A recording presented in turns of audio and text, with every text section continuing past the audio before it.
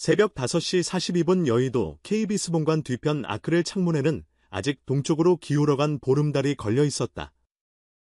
그 시간대 스튜디오 1층 로비를 서성이는 사람이라곤 경비원 한 명과 막 출근한 조명 어시스턴트뿐이었지만 전파를 타고 뻗어나갈 그날의 라이브는 이미 이 도시의 체온을 몇 도나 끌어올리고 있었다.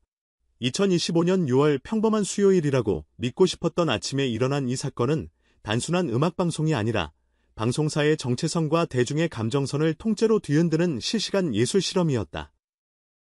그리고 무대의 주인공은 긴 설명이 필요 없는 이름 빈예서.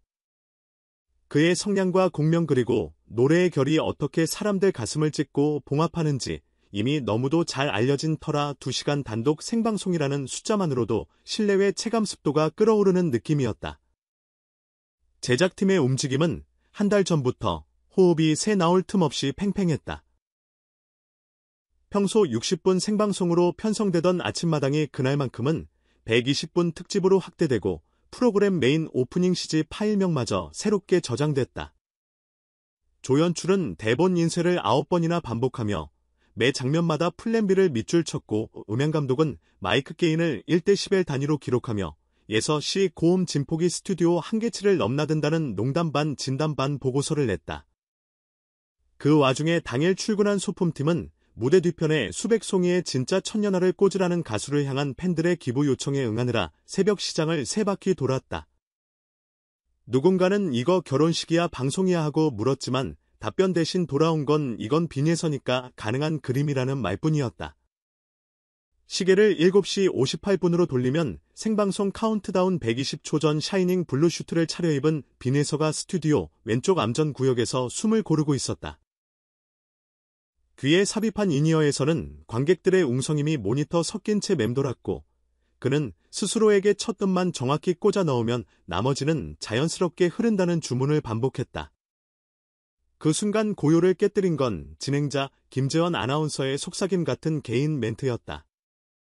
예서 씨, 오늘은 그냥 스튜디오를 통째로 들고 가버리는 날이에요.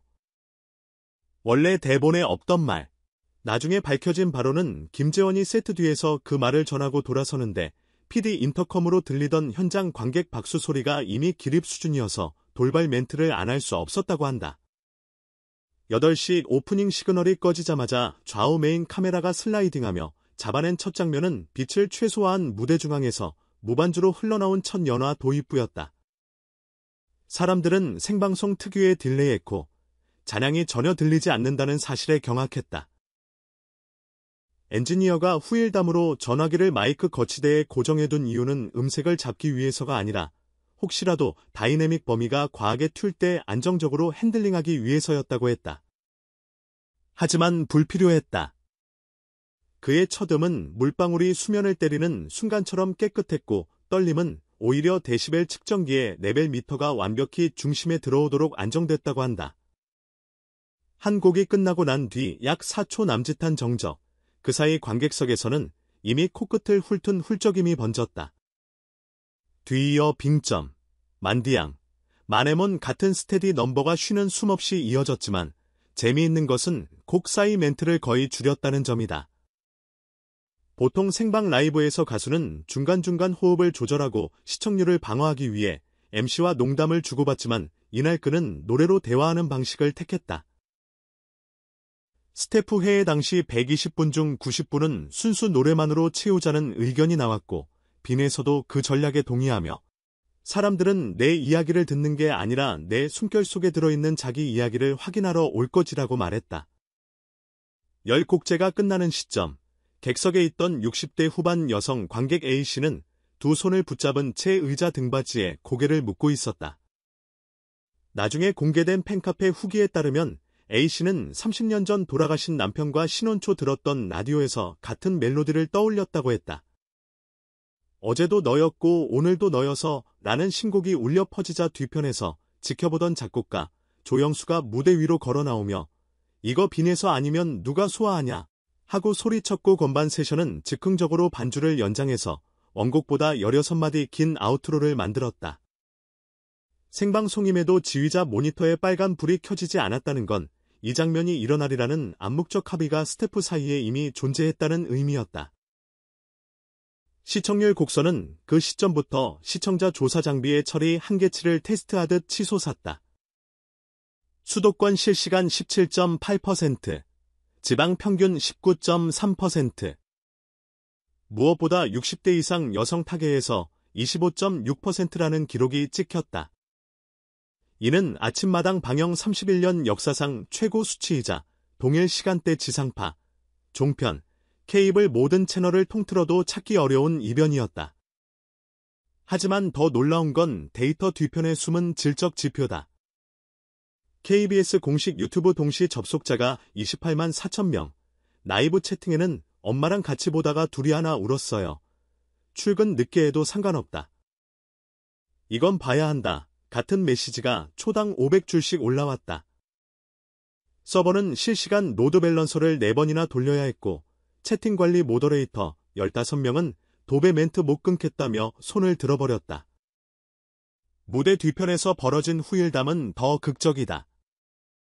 마지막 곡을 끝내고 퇴장하려던 빈에서는 커튼을 잡은 채 3초 정도 고개를 숙였는데 제작진은 그걸 엔딩 포즈로 착각해 자막을 내보냈다.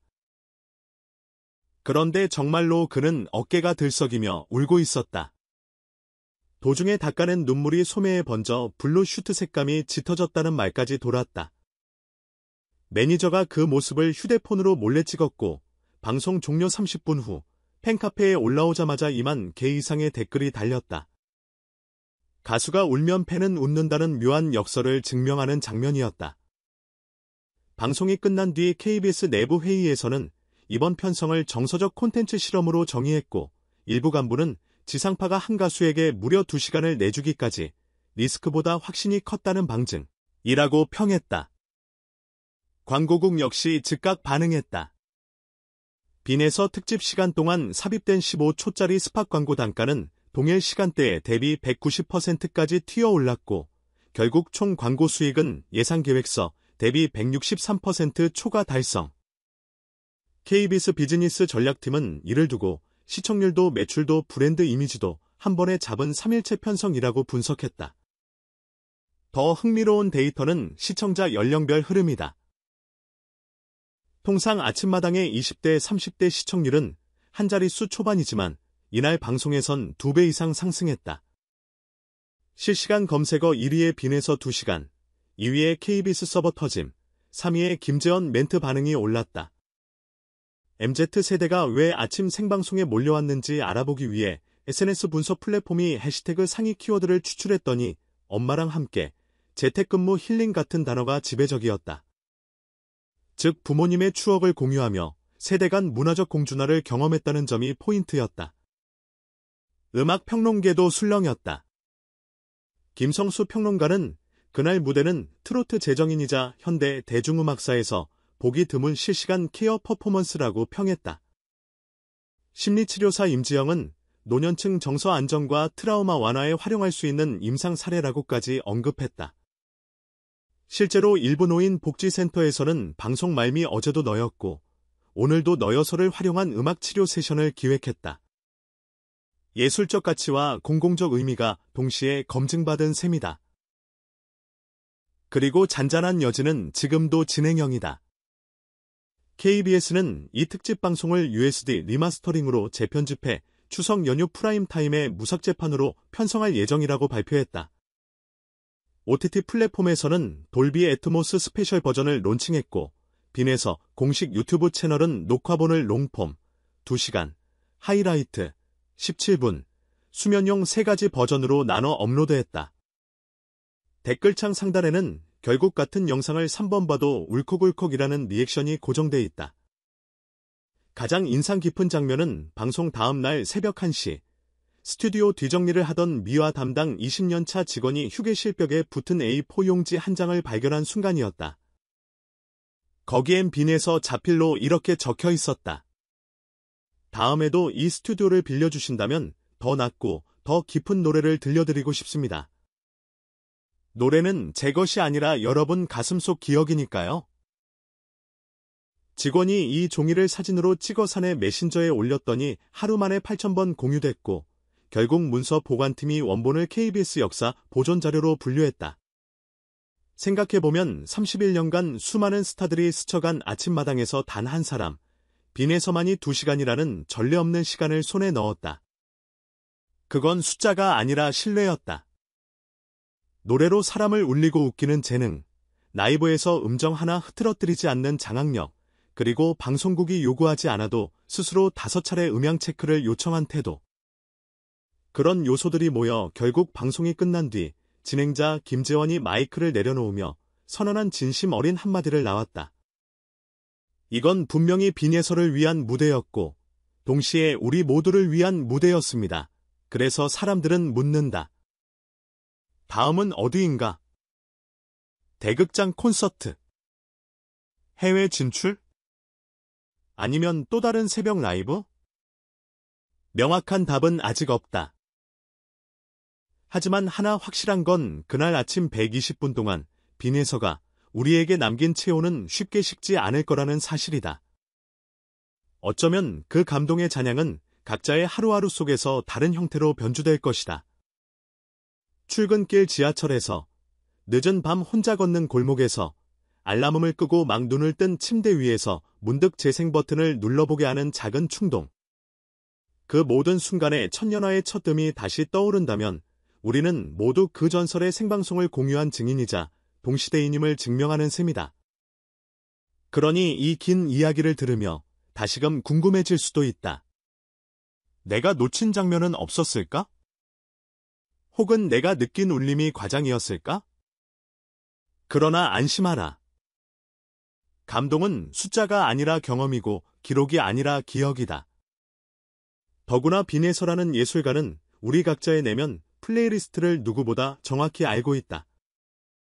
그러니 그가 어느 무대에서든 첫 음을 꺼내는 순간 우리는 또 다른 수요일 아침으로 또 다른 2시간의 기적 속으로 초대받게 될 것이다. 그날이 내일일지 다음 달일지 혹은 내년일지 몰라도 상관없다. 팬카페 서버가 또 한 번 멈추고 유튜브 동시 접속자가 치솟고 KBS 전 스태프가 땀범벅이 되는 진풍경은 이미 예정된 미래처럼 느껴지니까? 마지막으로 혹시 아직도 빈에서의 라이브는 나와는 뭔 얘기라고 생각하는 이가 있다면 다음과 같은 주문을 건네고 싶다. 스마트폰 볼륨을 삭한 이상 올릴 것, 이어폰 대신 스피커를 선택할 것, 그리고 첫 곡이 시작되면 눈을 감을 것, 그렇게 하면 당신도 분명 깨닫게 될 것이다. 노래라는 건 음정과 리듬의 합이 아니라 가슴이 뛸 때의 두근거림을 증폭시키는 발화장치라는 것을. 그리고 그 발화의 진원지가 이날, 이 무대, 이 사람임을. 전설은 기록에서 태어나지만 감동은 결국 우리의 심박수에서 완성된다. 그러니 다음엔 함께 떨릴 준비를 하길. 빈에서 2시간 라이브는 지금도 여전히 진행 중이다.